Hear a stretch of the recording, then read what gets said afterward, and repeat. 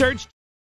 Hello everyone and welcome back yet again to the GSMC Fantasy Sports Podcast. Hope you guys enjoyed the first two segments. I know I have, especially with Death Reaper's comment about his fantasy teams. Like I said, if you are still watching Death Reaper, good luck to you and your fantasy exploits. I think you have a very solid team.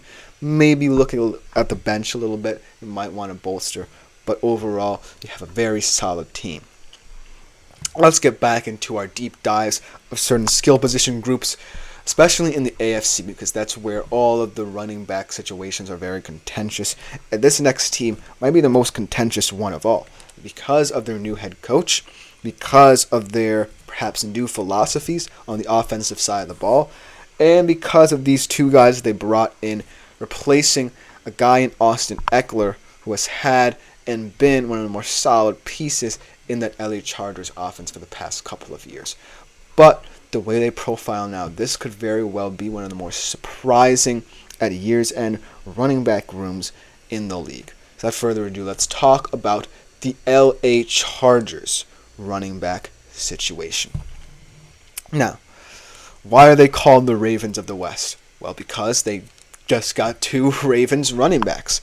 And what it means for the Chargers to get these two guys like this is what Jim Harbaugh is all about. His philosophy is running the football. Hey, it's what won Michigan the national title.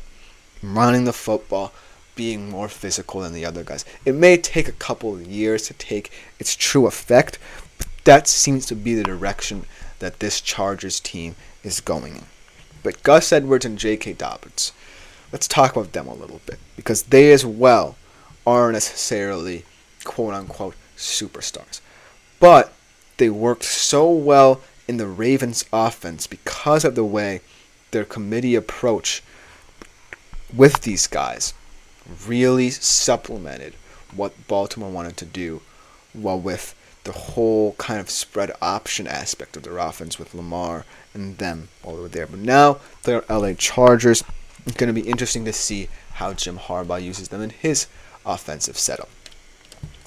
Let's talk about Gus Edwards first, because I think that he's projected to be the starter as well. Maybe has less injury concerns than J.K. Dobbins. We'll talk about those in a second. But last year, as Tap to Learn says, always liked Gus Edwards over Dobbins, but Edwards can't stay on the field. Well, we'll talk about both of them in terms of their injury histories, because Gus Edwards and J.K. Dobbins, as much as I love them on the Ravens, and as much as their committee approach could work for the Chargers, it's all about in their injury history. But they still have decent numbers to kind of combat and mitigate for what they don't bring when they're out. Let's talk about Gus Edwards first. 810 yards on 198 carries last year, 13 TDs, 4.1 yards per carry. So as you can see, perhaps more of a red zone guy as well. Kind of like if Audric Estime were a couple years down the road, let's say. But Gus Edwards, what I love about him is he's not always going to have pretty numbers. He's going to have ugly numbers, but he gets those numbers by hard work and physicality. It's not necessarily going to be pretty in terms of fantasy if you are looking for a Chargers running back, let's say. But at the end of the day, if he stays healthy, like Tap to Learn did bring up and allude to, he will always be one of those guys with a high volume of scoring, perhaps a lot of touches in this Chargers offense. And with their new head coach and with their head coach's philosophies in turn, it could work magic on the football field. But let's also talk about J.K. Dobbins, because he brings a lot as well if he stays healthy, because I think that out of both of them, he has more of the injury history. J.K. Dobbins, to kind of bolster that comment I just made about his injury history, of the 67 games he was eligible for, missed 43 of them. He has had 13 career games of double-digit carries, so make of that what you will. Very few considering how many games he was eligible for, how many games he missed, and most importantly, what kind of value he brought to the Baltimore Ravens, both by being there, but by also being injured. He does average 6.2 yards per carry last year, 9 rushing touchdowns as well. So both of them, if anything, bring production. That's what they are going to bring in this Chargers running back room. But let's talk about how the Chargers might want to use them because of their lack of depth elsewhere.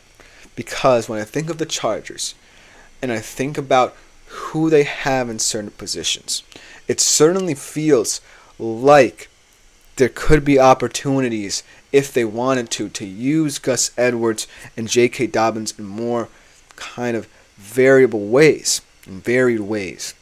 Gus Edwards could be a receiving back. Who knows?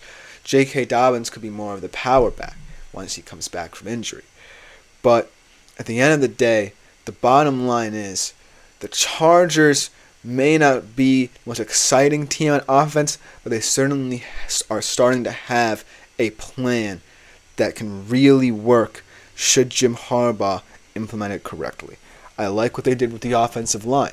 Drafting Joe Alt to kind of bookend Rashawn Slater, one of the best tackles in the league. And they still have Justin Herbert, and they still have his arm talent, strength, and accuracy.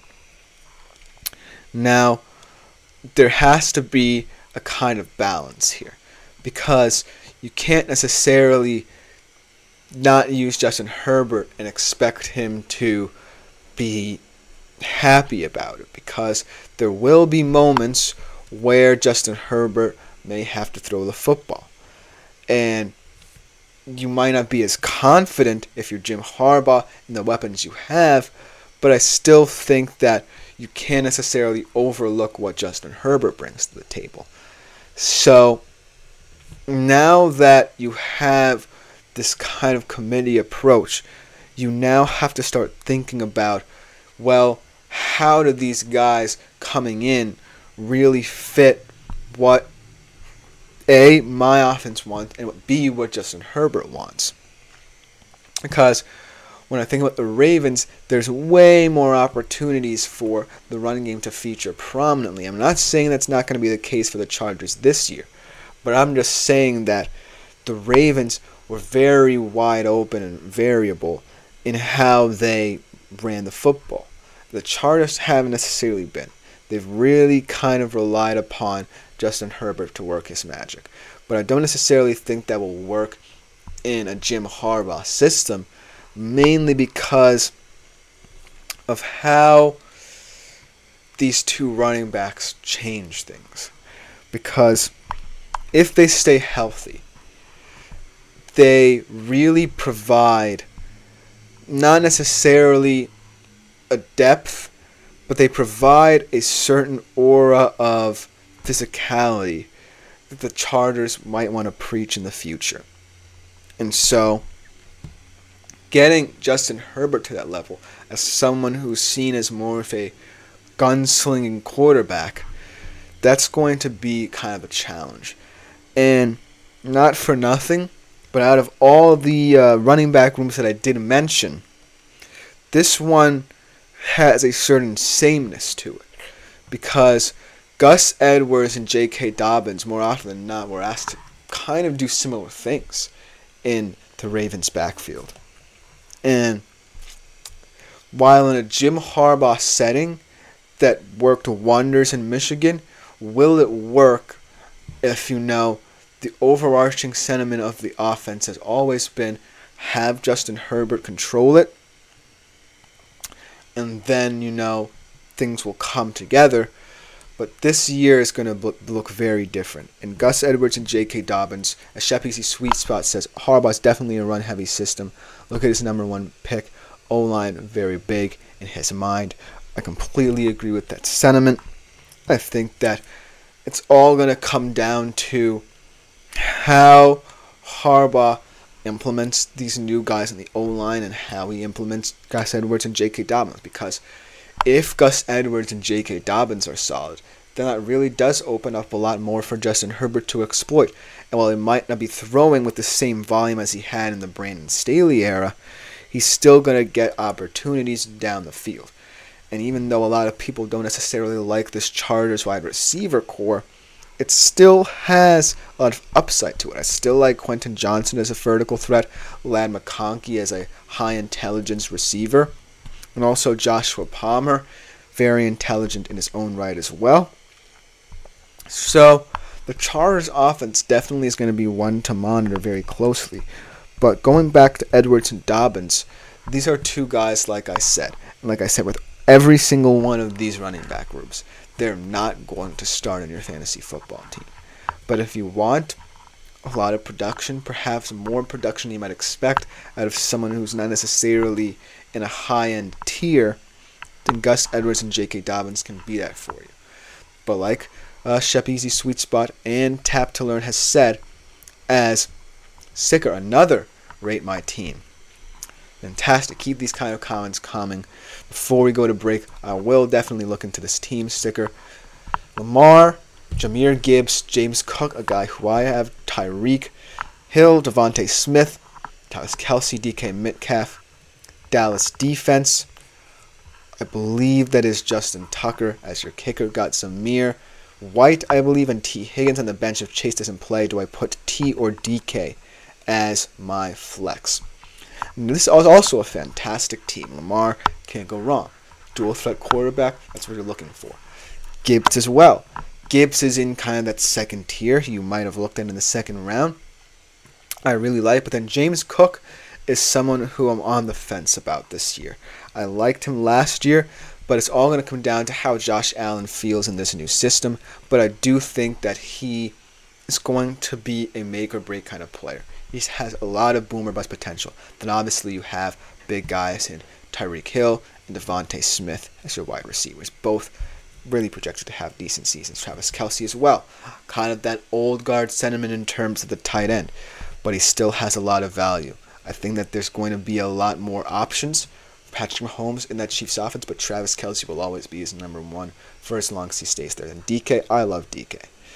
Always in that wide receiver 15 to 20 range, always gets you a lot of balance in your team, 10 to 15 points. And the Dallas D, perhaps top 3, top 5 defense in the league. Zamir White, I love this guy. A lot of people have been sleeping on him and T. Higgins.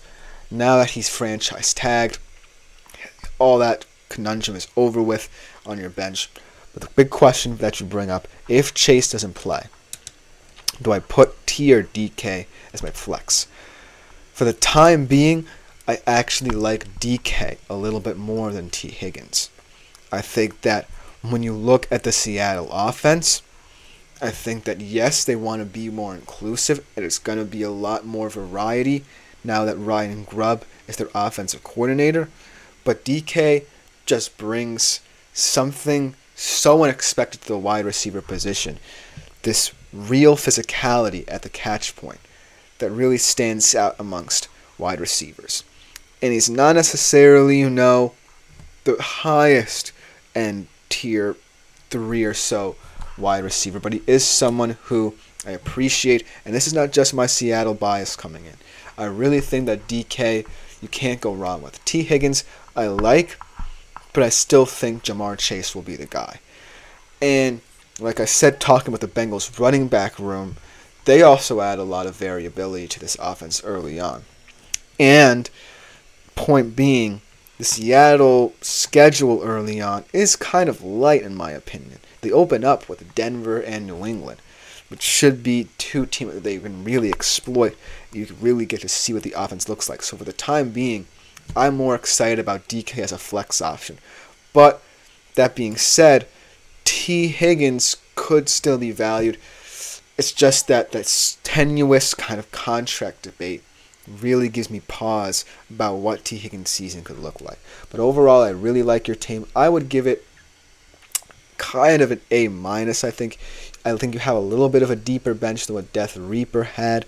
And I think that your depth at the wide receiver position is really going to help you. Maybe in the future, if you want to do some trades as well, have a lot of trade value. And you have guys on my bench who are going a little bit underrated in terms of how they're appreciated in the fantasy market. So overall, thank you for the comment. Like I said to Death Reaper, good luck on your fantasy exploits this year sticker. But that being said, I do think that your team might be a little bit more of a value team. As he says, my second wide receiver is Davante Adams. I'm a Seahawks fan as well. Can't wait for the season with Grubb. I subbed and liked, by the way. Thank you so much. I'm always looking out for my fellow Seahawks fans. I hope we have a good season too. Let me know what you think in later episodes. Sticker as you become a fan of this show. Thank you again for your comment as well. Davante Adams, I think he's going to have a great year. Also someone who had a little bit of tension for the Las Vegas Raiders last year. If you watched receiver, I know I did, there was a lot of tension there. But I still think at the end of the day he's a value receiver. But thank you so much, Sticker. Go Hawks. Go Hawks. But that will just take us to break. Coming up next, we transition from our deep dives into skill position groups around the league into our last of the sleepers and bust with our tight ends. Should be some good segments coming up. We'll be right back after the break.